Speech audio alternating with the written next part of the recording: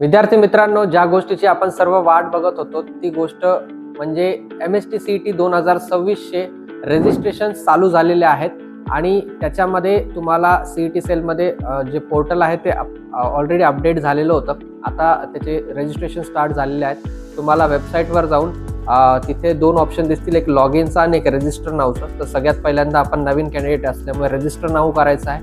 त्याच्यामध्ये तुमचं आधार कार्ड प्रमाणे नाव, त्याच्यानंतर तुमचा date of birth, email ID आणि पासवर्ड द्यायचा आहे.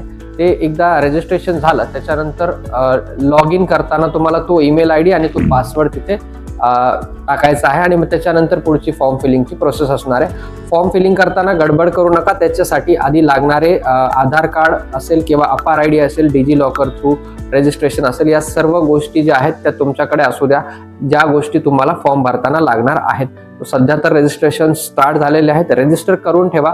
फॉर्म फिलिंग वगैरेचे जो पार्ट आहे तो मी येणाऱ्या काळामध्ये तुम्हाला सांगणारच आहे.